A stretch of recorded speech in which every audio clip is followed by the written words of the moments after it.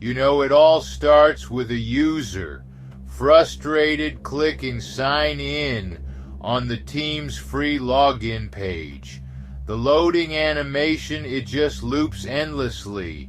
Then bam, cuts to an error message, a dramatic sound cue, glitching effects, distorted login sounds. So there's a hard cut to official Microsoft statements promising that Teams Free replaces Skype. You see overlays of articles announcing Skype shutdown. Microsoft promised a seamless transition from Skype to Teams Free, assuring users that the shift would be effortless. Millions of former Skype users expected a reliable, functional messaging platform, one that mirrored what they had depended on for years. But what they got was something entirely different.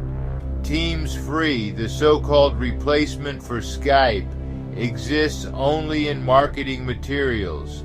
It exists only in Microsoft's announcements and their support pages.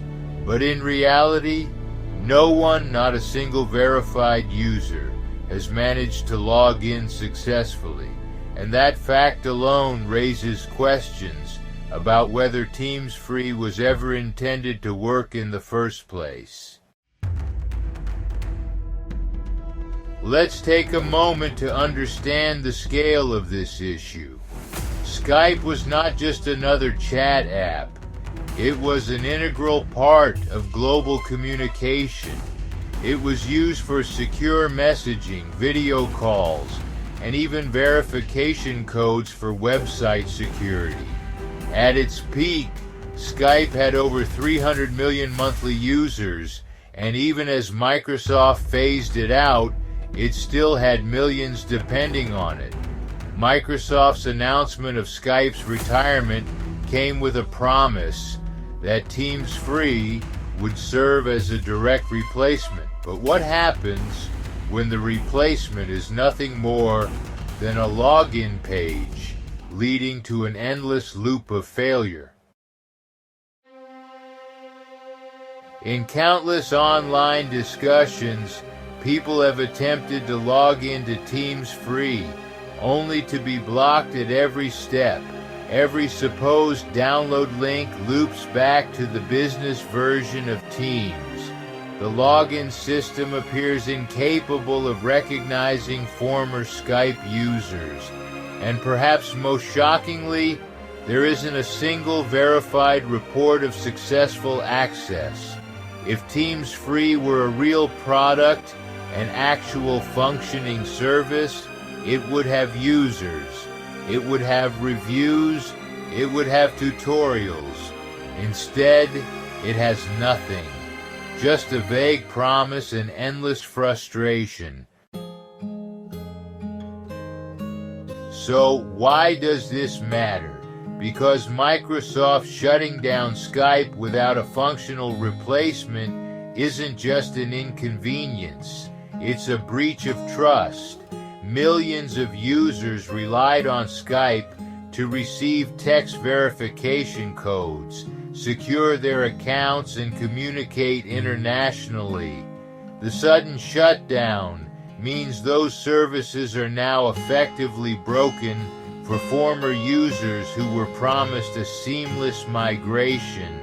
And when that migration doesn't exist, it raises a far more alarming question.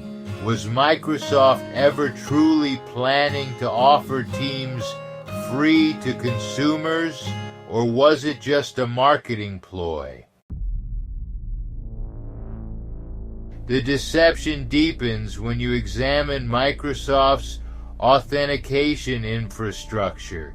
Microsoft controls the back-end systems that manage login credentials, account verification, and software access. That means if Teams Free was never meant to work, Microsoft could ensure it doesn't. If the intent was to push people toward paid versions of Teams, Microsoft could block former Skype users from ever accessing the free service. Given how many users have reported being redirected to business-tier software, this theory is more than just speculation. It's a very real possibility. And it's not just about Skype users being ignored.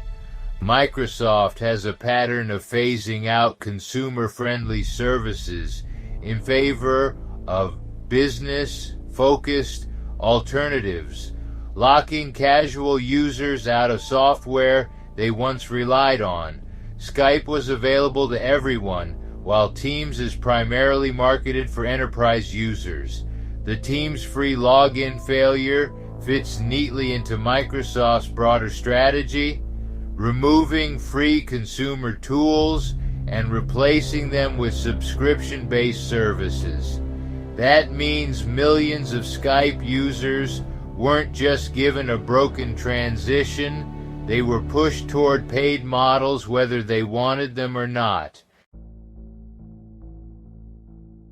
For many users, the frustration is compounded by Microsoft's lack of transparency. Despite widespread complaints, the company has offered no real acknowledgement of the problem, no official statement explaining why so many login attempts fail, no guidance on whether Teams Free is actually available to personal users. The silence speaks volumes. Microsoft promised a replacement, but now refuses to address the fact that the replacement doesn't work. At this point, the evidence overwhelmingly suggests that Teams Free, as described by Microsoft, does not exist in a usable form. If no one can log in, if every attempt leads to failure, then calling it a service is misleading at best.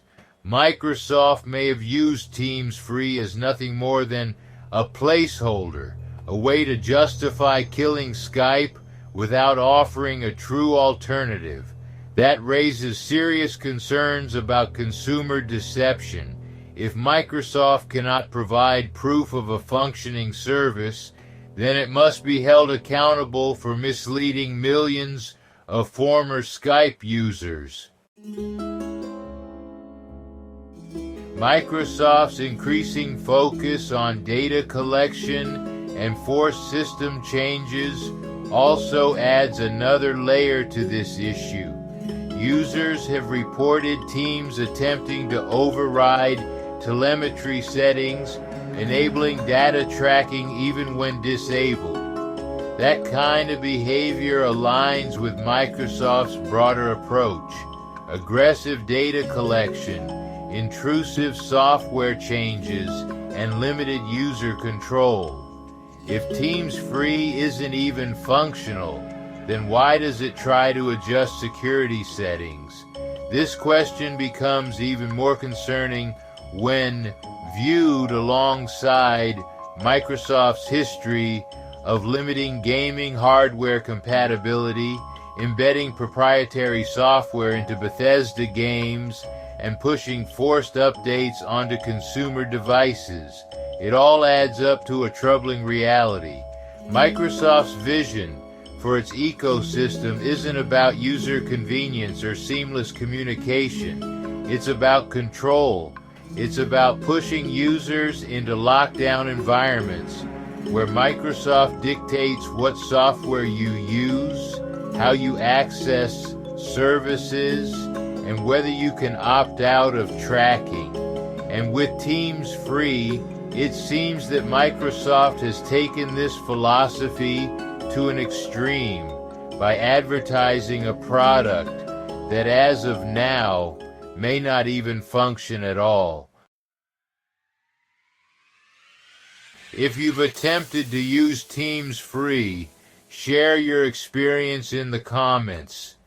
If you've seen any verified proof that it actually works, post the evidence.